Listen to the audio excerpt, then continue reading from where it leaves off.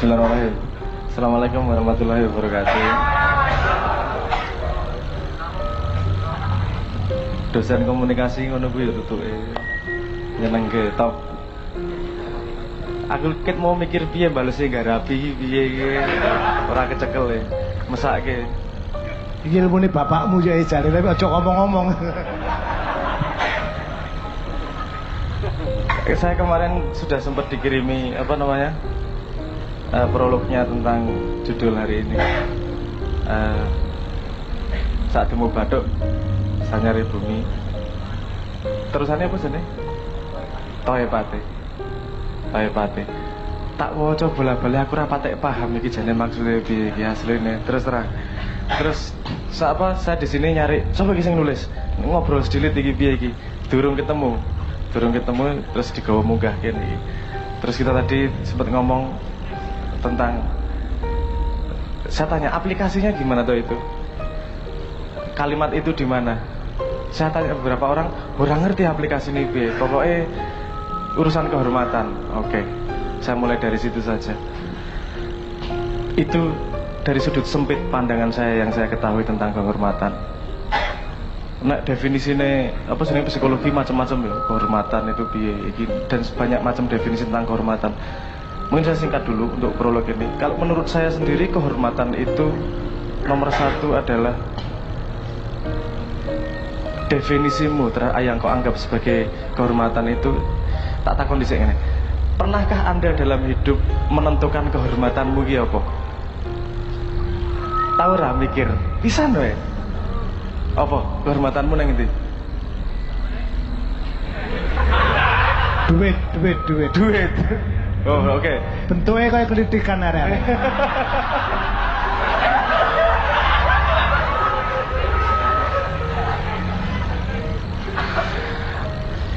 Iku apa sih nih? Nek kehormatanmu duit. Jadi pertanyaan begini, kalau kowe ra duit merasa tidak terhormat, nek duit akeh merasa sangat terhormat, ngono ya? Oke. Ono meneh yang punya definisi lain? Hah? Perempuan? Hah? Nek duwe pacar iki kehormatan ngono. Oh, ya oke ya usahake tenan. Pengalamanmu nek dipacari penyiksaan, Mas. Saya iki isih men dalam dunia mimpi apa arek-arek bayangane duwe pacar iki kehormatan iku. Apa seneng nek kowe duwe pacar iki kehormatan. Sik pacare tambah ayu kowe tambah terhormat apa tambah akeh kowe tambah terhormat? Tambah akeh gundulmu. Ya, oke. Ora apa aku pengen ngerti ya arek-arek. Oke. Jadi kalau kehormatanmu adalah pasangan, semakin banyak pasanganmu, gue merasa terhormat. Oke. Ono meneh ra liyane. Hah? Rambut dawa.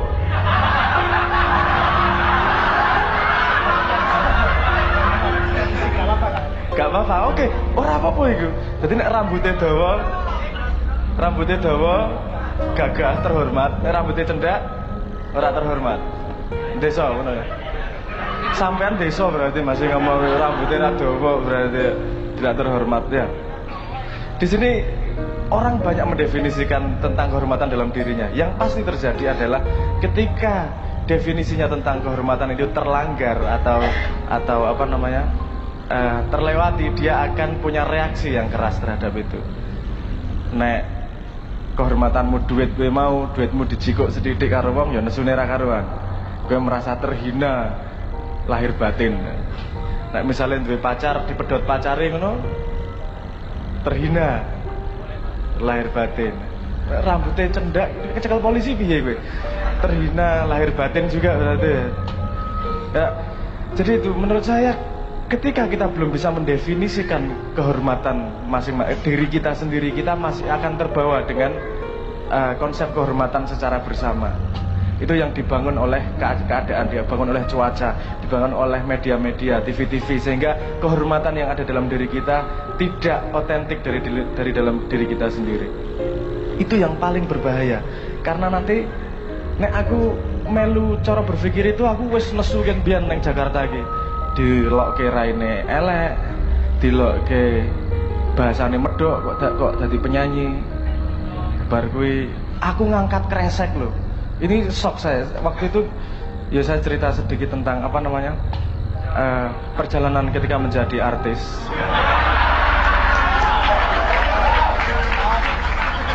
Si sana ya cenasu itu waktu itu memang tidak niat jadi artis isin aku rek tenan. Apa jenenge satu di secara naluriah di keramaian itu tidak nyaman. Neng mall, neng keramaian, apalagi di depan panggung gini nih. Orangnya lebih seneng di tempat yang sunyi. Ya yang karang anaknya Cak Nun wae digeret-geret terus tadi selama-lama kebiasaan. Tapi memang naluri saya seperti itu. Waktu itu ketika saya sinau musik, urusannya bukan saya pengen iso main musik, seneng musik. Saya dendam, penasaran waktu SMA waktu itu. Waktu SMA, zamane SMA itu saya sekitar tahun 9. Tuane rek asu. Tahun 9 berapa ya? 96 lah, 95 96 itu bene wong sing rame waktu itu Guns N' Roses ya. Guns N' Roses bangsane kuwi lah, Guns N' Roses. Ya, waktu itu keadaannya saya lagi sedih karena tidak diterima cintanya oleh seorang wanita. Jijik tenan lah. Biasa cah nom ngono ki biasa pengalaman gue. Gue dudu kehormatan waktu itu. Ora apa-apa. Kuwi namanya iseng-iseng berhadiah ngono lho, nembak iseng-iseng nek ora ya ora berhadiah berarti ora berhasil ngono wae. Konsepnya ngono dadi ra loro ati nek ditolak, tenang ae. Enggak, tapi waktu itu aku tresno karo bocah tenan. Terus kok atiku ki rasane sedih. Rasane sedih njuk aku ngrungokke lagune Guns N' Roses sing judulnya Sweet Child of Mine ya lho. Wah. Ora ono hubungane lirike. Ora ono hubungane, tenan ora ono hubungane apa-apa lirike. Apa hubungane kuwi? Ngono kae lho. Wis ngono kae lah. Ora cocok aku tadi kuwi. Nah, tapi yang saya rasakan waktu itu mood dalam diri saya berubah. Kok rodok hanya karena mendengar lagu yang 4 menit ini kok berubah ya kondisi hatiku. Tapi aku juga iki ono sesuatu iki mesti. Dari ada yang namanya musik merubah karena tidak ada konteksnya, cuman suara, lirik era ono hubungannya, tapi kenapa itu bisa merubah dalam diri saya. Nah, itu asal mula saya sinau musik. Urusannya penasaran, bagaimana bisa gelombang suara bisa merubah mood manusia. Nah, jadi penelitian saya urusannya itu waktu itu. Nah, penelitian panjang gini, mau nggak mau kemudian masuk musik, tahu chord, tahu apa dan segala macam. Urusannya karena pengen tahu itu sebenarnya. Dudu pengen jadi band. Nah, waktu itu selesai kuliah, uteknya rada panas. Niat istirahat 1 jam, 1 tahun. Istirahat 1 tahun lah, uteknya wis ngeluh, wis panas. Sinaune ra cetha, angka-angka dina-dina. Utangnya utang ki ora kudu utang duit, utang budi, utang diomongke ki lho. Kowe kan kowe krungu to berkali-kali wis tak sekolah ke nang Kanada ra pinter. Ngono iki beban itu. Itu beban rumah kamu. Utang ngono kowe itu lumayan beban. Oh, utang ki ra perlu utang duit ngono wis mare stres kuwi. Apa sih? Merusak kehormatan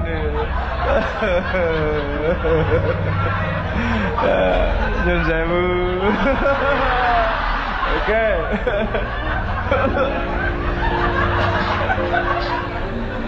Nah, waktu itu kemudian dalam salah satu risetnya saya menemukan bahwa musik itu proses pembuatan menjadi sebuah musik yang bisa disetel di radio itu tidak hanya memilih keputusan memilih chord, memilih lirik, memilih nada, nggak hanya itu. Ternyata ada proses yang namanya mixing, mastering. Nah, itu ternyata sangat mempengaruhi apa yang didengarkan oleh manusia. Karena saya belajar itu, daripada ngerusak lagu wong, saya gawe lagu. Yang tak mixing dewe, tak mastering dewe. Saya pengen lihat kalau tak giniin efeknya gimana di mood dan seterusnya. Lagu itu yang lahir waktu itu lagu awal-awal tuh Alvan Way, Ruang Rindu, Sebenarnya Cinta, itu lagu awal-awal yang saya bikin. Rock itu lagu kedua yang saya bikin itu. Itu dalam rangka riset. Nah, dalam waktu istirahat itu, waktu di Jogja, ya orang no bayangan dari artis soalnya. Tadi ya orang nggak pernah sekalipun mendatangkan demo ke label ya orang. Tapi kebetulan ada teman yang suka lagu itu terus nyetel neng apa sih warung warung makannya, terus didengarkan oleh produser dan diminta ke bikin album di label. Saat itu jeneng Leto wae ra ono. Ya apa jenenge, terus ya wis ora apa-apa dienggo wae, ngono gitu. Terus iki gawe profile, piye gawe profile band iki kudu gawe profile kok. Oh iya, pernah ngopo ya ora tau ngopo-ngopo ya. Jadi profile kosong ae. Yo manggung berkali-kali ning ora tau band-bandan. Manggungnya teater, manggungnya pantomim, ora ono hubungane karo band-bandan. Terus nama band, nah lu iki nama band apa iki yo? Iki aduh. Iki Dewa wis dijikuk, Dewi wis dijikuk, Sultan wis dijikuk, Wali wis dijikuk, iki Noah tekan Nabi wis dijikuk. Nek arep dhuwur meneh ya Gusti Allah iki, mosok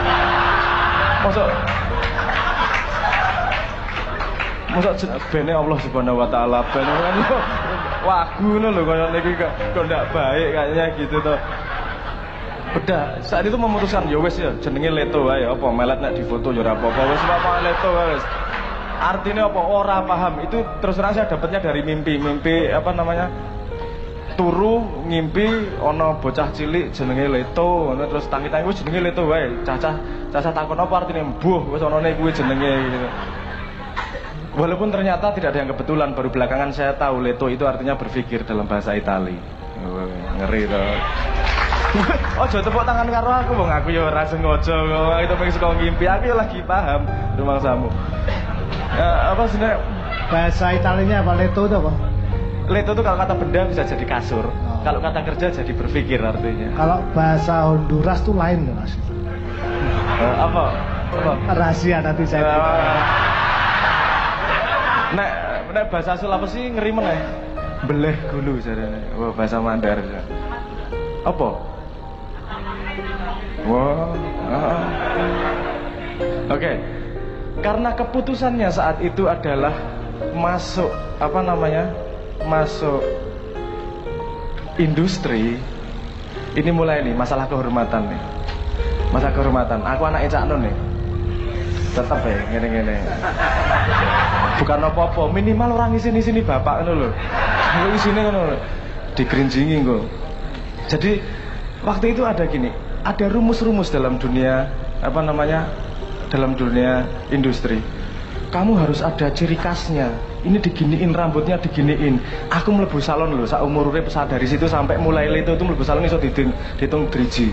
Ngetoki nek SMA potong rambut selalu karena dipotong guru di sekolah, enggak pernah potong beneran.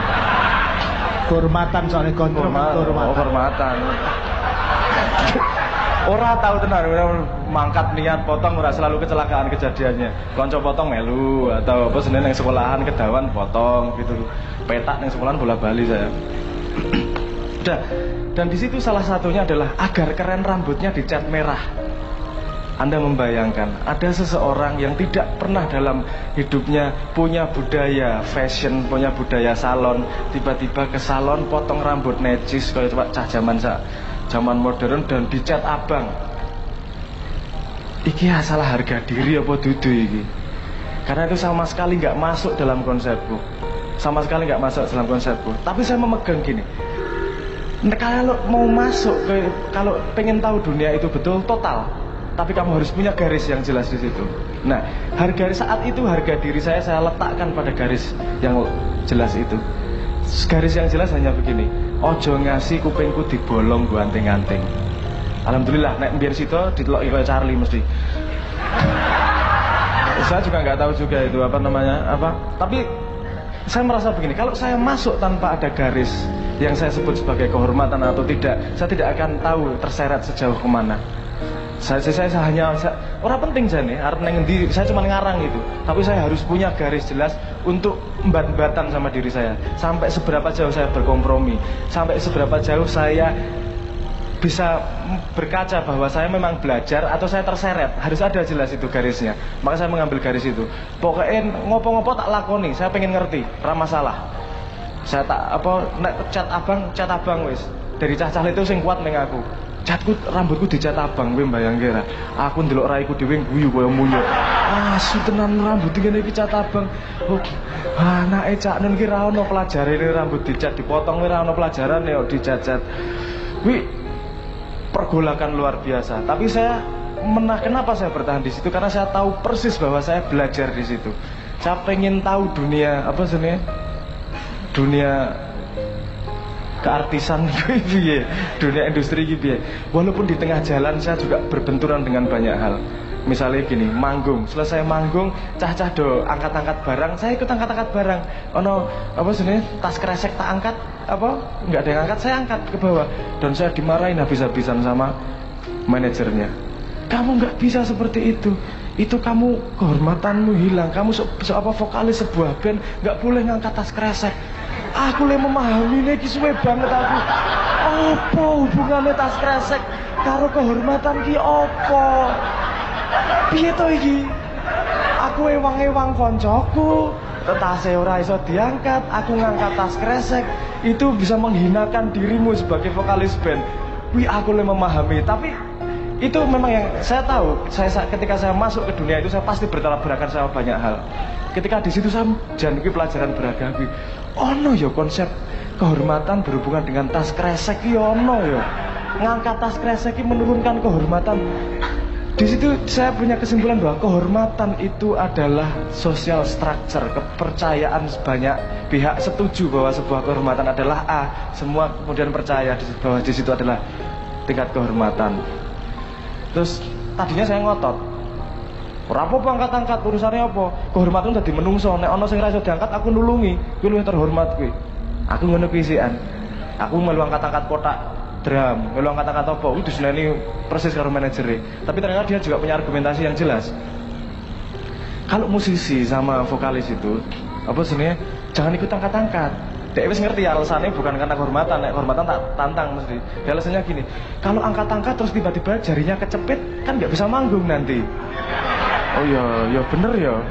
Aku ra iso bantah kuwi, Oh iya ya bener ya, logikamu ya bener iki. Dan mereka kan memang dibayar untuk itu. Mereka memang dipekerjakan untuk ngewangi kowe. Ojo tak ambil pekerjaan mereka.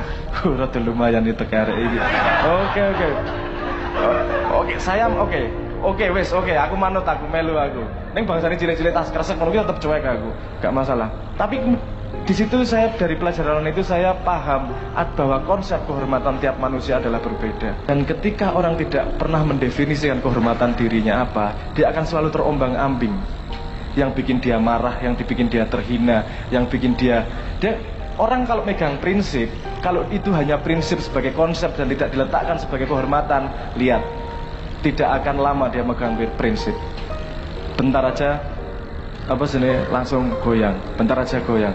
Makanya menurut saya kehormatan nomor satu adalah definisimu tentang kehormatan. Nek wong Jawa lumayan dikasih modal, ndasi iki dari kecil ora iso disenggol. Itu sudah naluriah. Ono sing nyenggol nesu. Itu, dan saya hanya menemukan di sini.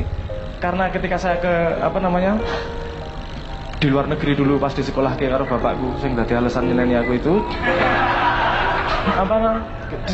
di sana kepala itu nggak jadi masalah. Anak kecil nuduki ndase bapake, diuyel-uyel ndase. Bagiku, piye iki bapak iki kok ora entuk ngono kuwi. Kowe karo kanca ngono iki itu butuh kedekatan tertentu untuk nyekel-cekelan ndas. Ora iso saling ketemu yo langsung usap-usap ndas, ora iso ngono kuwi. Iki bagi saya tidak masuk, tapi memang sosiologinya berbeda. Dan saya tidak pernah belajar urusan kepala itu. Saya merasa itu naluri. Oke, berarti ini modal ini modal sebuah konsep di mana harus bisa saya kembangkan. Itu kan wadah. Kemudian saya kembangkan ke kehormatan itu definisinya di mana. Kemudian di Jakarta, di area Jakarta yang saya terkenal sebagai wong desa, kelambine satu baju deal itu kalau Anda lihat di TV itu semua 100% dikasih itu. Karena ra ngerti milih klambi iki ra ngerti logikane, iki luwih apik sing iki apa sing iki, padha wae klambi yo penting nutupi aurat to. Enggak paham, tapi kan ada stylistnya memilihkan dan dikasih gini-gini ya semelu wae. Dan ya saiki ra ono itu klambine ra tau ganti. Iki aku duwe koko iki karena wingi diundang neng pesantren neng Jeporo, aku ora nggo klambi lali aku. Terus ditukokke koko 80.000 lumayan duwe koko. Saiki nek mak iyahane iso klambi koko rada ngiyai, rada nyustat. Lumayan, apik lah. Lumayan lah. Nah, jadi kembali ke itu tadi. Kalau kita banyak ngomong tentang perjuangan, kalau perjuangan yang kita lakukan bukanlah kehormatan dari hidup kita, lihat tengah jalan pasti berbelok.